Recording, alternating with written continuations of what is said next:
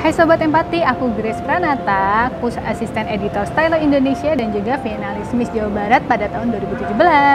Nah, kali ini aku mau share nih, kalau biasanya di masyarakat tuh stigma-stigma seorang perempuan yang ikut beauty pageant tuh kayaknya cuman cantik doang di luar, manis-manis, bisa menghibur gitu, tersenyum-senyum di TV. Nah, aku mau kasih tahu nih, itu cuman tampilan luarnya doang, hasil akhirnya. Di balik itu, di masa karantina, kita digojlok selama 2 minggu full. Harus bangun pagi, harus disiplin, harus memperhatikan apa yang kita bawa. Jangan sampai ketinggalan, jangan sampai salah sebut, salah omong, salah pakai baju. Pokoknya itu luar biasa digojloknya. Sehingga yang mungkin teman-teman bisa lihat, itu udah hasil akhirnya. Tapi prosesnya itu menyimpan usaha dan juga progres yang luar biasa. Jadi apapun pilihan hidupnya teman-teman, profesi yang kalian jalani itu pasti semuanya memiliki kisahnya masing-masing. Halo Sobat Empati, ketemu lagi dengan gua Coki bersama tamu spesial gua, seorang wanita yang cantik yang pernah mengikuti Miss Indonesia 2017, Grace Kencana Pranata. Halo semuanya. Sebelum kami berbincang panjang lebar, prokes sudah ya, Grace ya? Iya, udah vaksin 2 Vaksin 2 kali. Sepertinya masker boleh dibuka. Oke, Grace. Yo, Mas Yogi. 2017. Dalam hidup kamu di situ ada sebuah momen yang benar-benar tidak akan pernah kamu lupakan. Benar banget. Kamu mengikuti Miss Indonesia. Diceritakan coba latar belakangnya sampai kamu kemudian mengikuti ajang itu. Oke, untuk pertamanya aku nggak punya keinginan atau pandangan mengenai apakah aku bisa jadi seorang beauty pageant terjun di dunia situ. Nah, awalnya aku diajak sama kakak tingkat aku waktu kuliah dan dia bilang udahlah ikut aja nggak apa-apa, padahal aku masih belum pede gitu kan. Nah, justru karena aku diajak sama dia, justru abis itu aku baru terbuka motivasi dan oh iya ya ternyata mumpung masih muda dan juga gratis juga nggak keluar biaya, nambah pengalaman, nambah relasi, ya kenapa sih nggak ada salahnya coba aja dulu loh, nggak ada yang perlu dirisaukan. Terus memang sebelumnya ada latar belakang dari keluarga, papa mama mungkin atau kakak keponakan kamu atau tante yang sebelumnya terjun di dunia itu?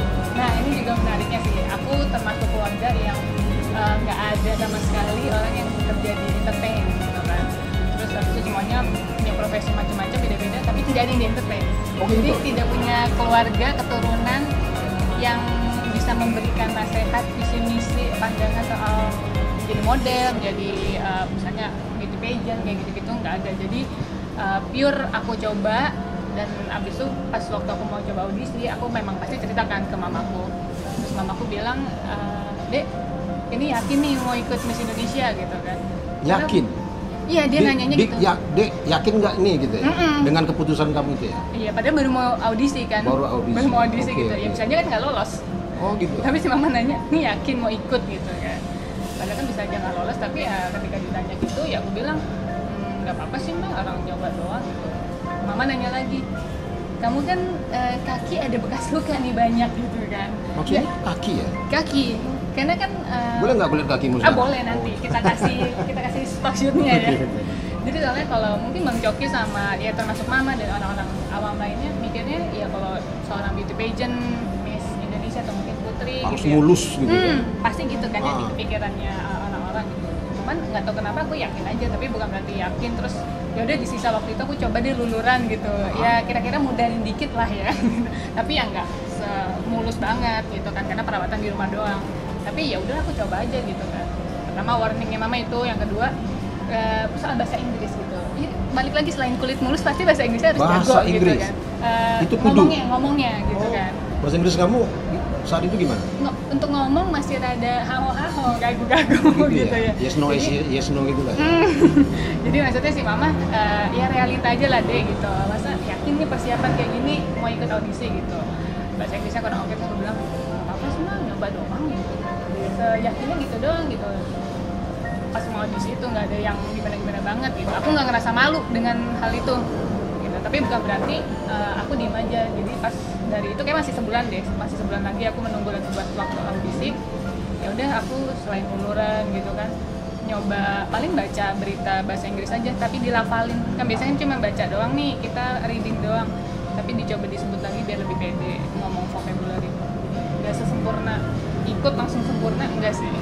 Selain tantangan lain nggak ada selain itu? Selain itu tantangan lainnya ya paling aku minim pengetahuan modelingnya sih, soal catwalk gitu. Iya, apa namanya, belum punya banyak foto portfolio. Jadi kalau boleh dibilang saat itu kamu benar-benar modal nekat. Iya. Dan kalau nggak salah, kamu mewakilin daerah Jawa Barat. Oke, setelah itu akhirnya kamu sampai di mana, posisi di mana saat itu? Oke, jadi pas lagi ikut audisi hari H itu apa namanya, yang ini boleh cerita audisi hari H-nya nih? Boleh. Boleh ya. Yang singkat-singkat aja. Singkat aja ya. Durasi. Oke. Jadi kalau audisi itu menariknya adalah yang kalau kita kira itu bakal ditanya-tanya soal daerahnya, Jawa Baratnya gitu-gitu. Ya mungkin di beberapa peserta ditanya. Tapi ternyata di bagian aku itu pertanyaan tidak seperti itu. Jadi aku ditanya karakter, kemampuannya seperti apa. Jadi kalau misalnya kadang tuh kita jipet nih Bang di hari audisi nih. Ini kayaknya bakal ditanya gini-gini, kita udah pusing ngapalin segala macam di hari di kesempatannya aku ternyata tidak sama. Jadi kadang-kadang apa yang udah kita pikirin matang-matang gitu kan, pas di suasana audisi di sana ya nggak sekaku itu, mereka fleksibel. Kamu masuk karantina saat itu? Terus abis itu, iya waktu itu masuk karantina karena kan lolos kan. Setelah audisi itu serunya adalah apa namanya, kita masuk lolos ke tahap apa namanya ya, aku lupa, makeover. Okay. Jadi setelah diwawancara segala macam aku di makeover, mereka suka dan di makeover. Nah ini menariknya gini, dari segi penampilan ya Bang ya, kalau soal beauty pageant itu mereka punya standar sendiri gitu kan, standarnya lebih mature. Sedangkan aku punya gaya itu, aku sukanya rambut aja, dari segi rambut aku sukanya itu apa namanya, pakai poni. Sedangkan kalau di beauty pageant itu ya rambutnya minggir untuk menampilkan look yang mature.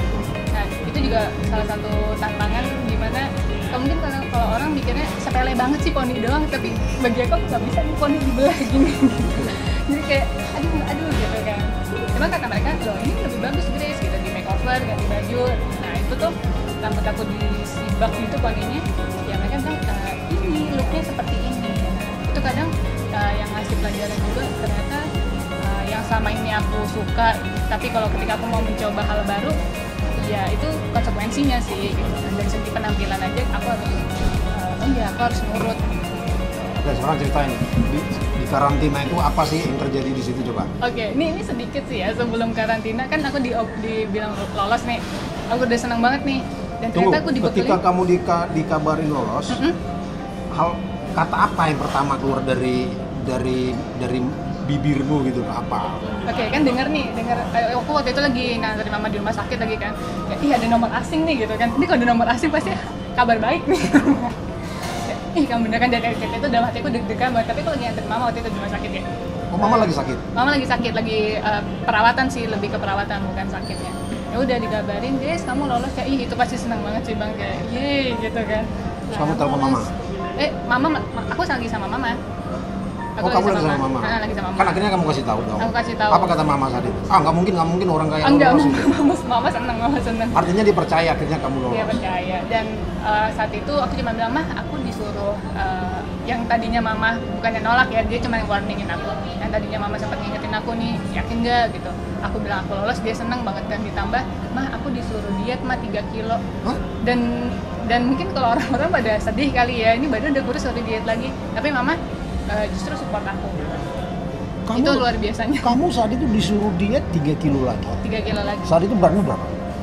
51. Jadi artinya belum mencapai seperti berat ideal yang mereka inginkan? Yang untuk tampil di TV. Untuk tampil di TV iya, itu? Karena kan ada standarnya kan. Yang itu menurut aku turun 3 kilo bukan hal yang berat sih. Jadi waktu itu aku menyanggupi. Dan aku bilang ke mama, puji Tuhannya mama bilang, nggak apa-apa deh. Dia sama mama bareng-bareng, kita makan yang rebus-rebusan aja gitu. Jadi ya disupport sama mama, pas walaupun mama awalnya rada ragu, selanjutnya mama seneng ya. Kamu sampai berapa tahap saat itu kalau boleh tahu? Lolos sampai itu 34 besarnya itu. 34 besar? Mewakili provinsi yang ada di Indonesia itu satu-satu. Top dong? Iya. Itu satu pencapaian yang top ya. Iya. Tapi sebelumnya katanya Grace juga ikut Abang dan None Depok kalau Nah, nggak salah. itu baru ikut apa namanya ya, tapi itu diajakin juga sama kakak tingkat yang lain lagi. Itu tahun berapa pas ya? Di 2016 juga. Jadi Setahun sebelum Miss Indonesia itu. tapi pas Miss Indonesia itu juga audisinya 2016 juga Bang. Memang mereka kan setahun lebih mundur gitu kan.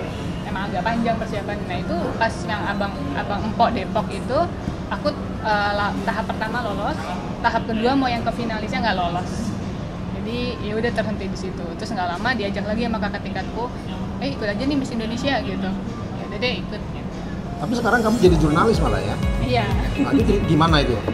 Ceritanya gimana itu? Oke, kalau untuk jadi jurnalis sendiri, kan aku tahun 2018 nih, udah mulai setelah mama meninggal, aku mau mulai serius lagi nih cari kerja, karena kan aku udah gak ada tanggungan nih.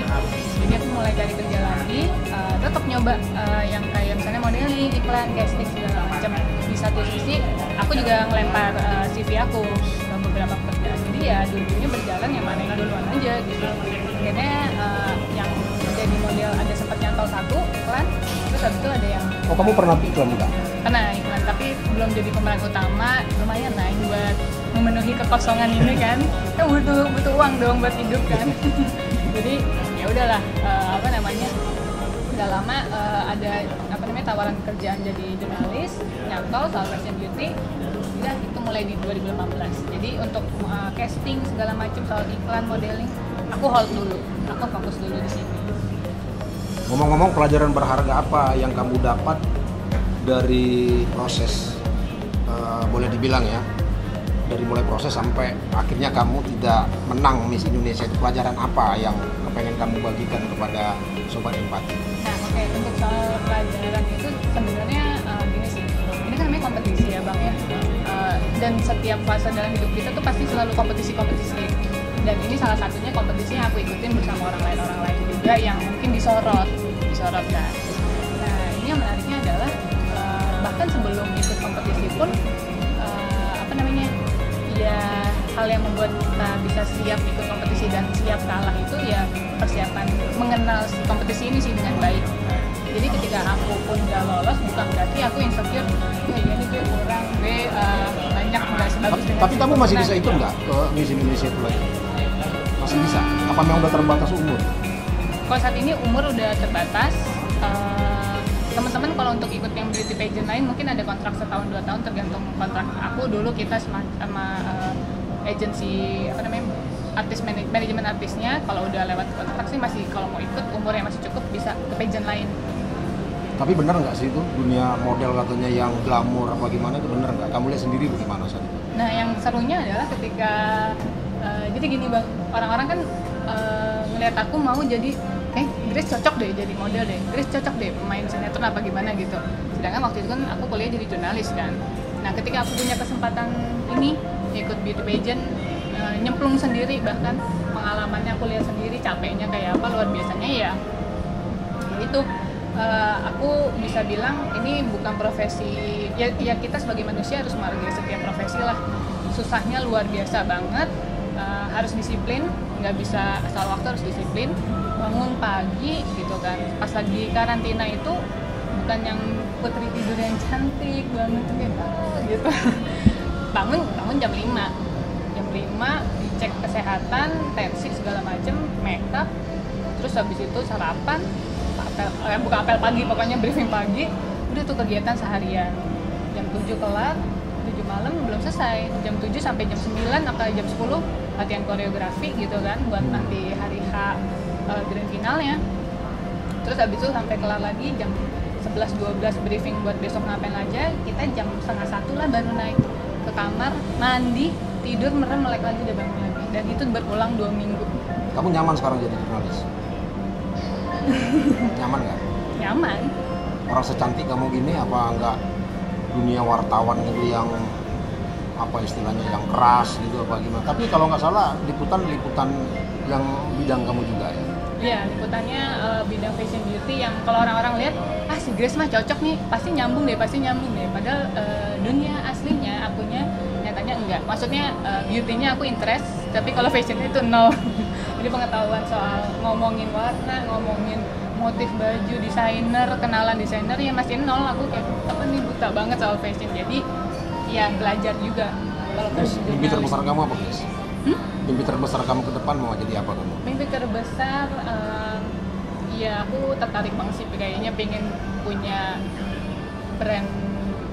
Ini antara fashion atau beauty sih ya, karena aku ngeliat peluangnya itu masih tinggi. Dan apalagi soal beauty itu ya, mungkin lebih ke skincare. Orang saat ini udah lebih terbuka bang, pengetahuannya soal skincare. Orang lebih aware, dan bahkan cowok-cowok pun juga sekarang udah makin diracunin. Jadi menurut aku menarik banget, mangsa pasarnya besar banget gitu. Tinggal iya persaingannya juga banyak sih gitu. Cuma aku suka kayak punya mimpi seru deh kalau punya brand skincare sendiri gitu. Itu mimpi terbesar kamu.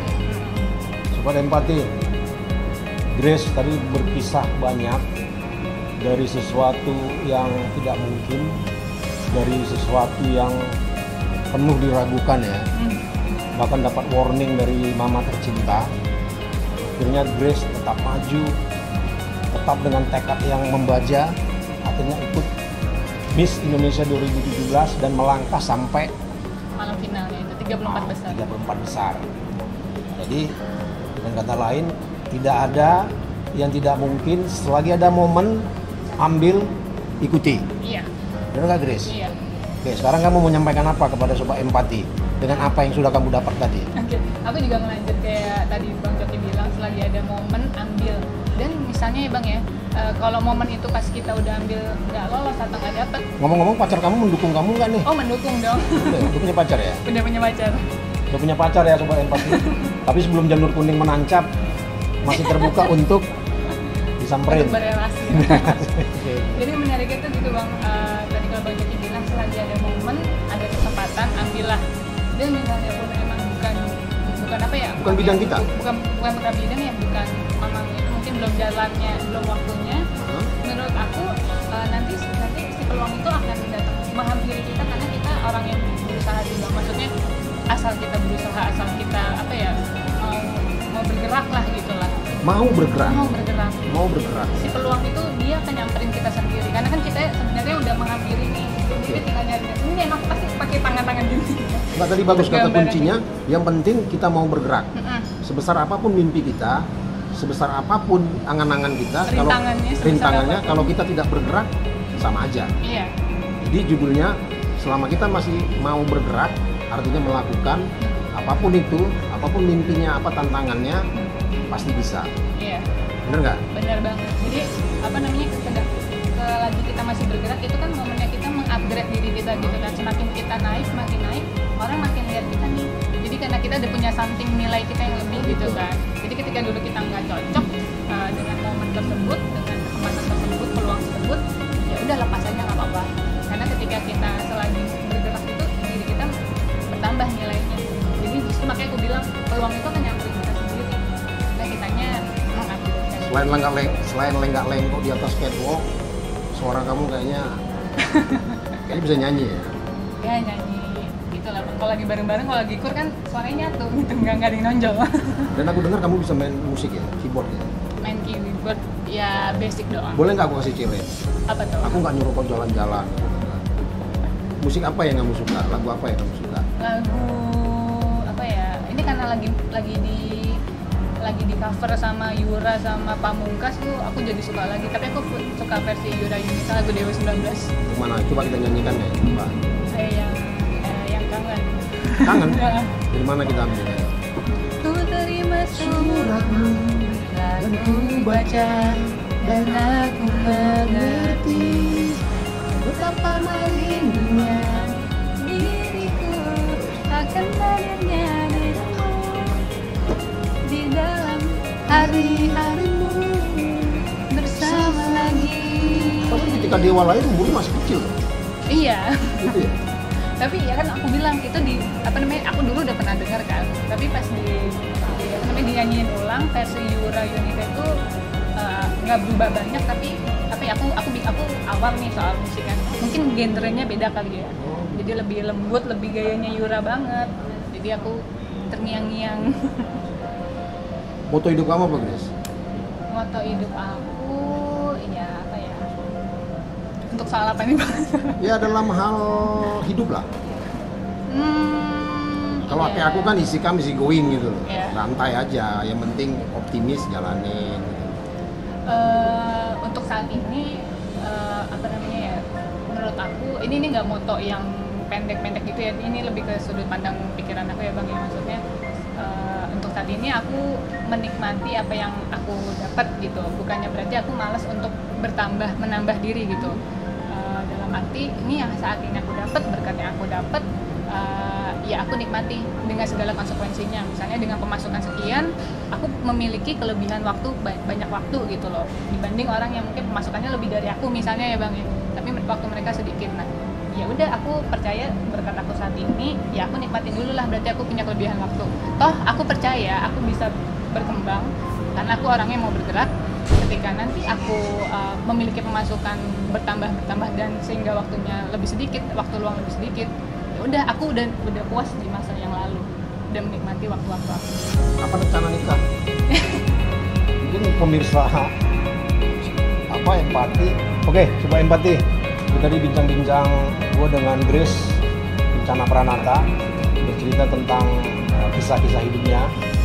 Gue berharap dan Grace berharap apa yang disampaikan tadi itu menjadi kisah inspiratif buat kalian semua. Satu kata dari Grace tadi, lakukan. Lo punya mimpi, lo punya cita-cita, tapi kalau lo hanya tidur, tidak bergerak, lo tidak akan jadi apa-apa. Sepakat nggak, Grace? Iya. Oke, thank you. Sampai ketemu di edisi inspiratif lainnya. Grace.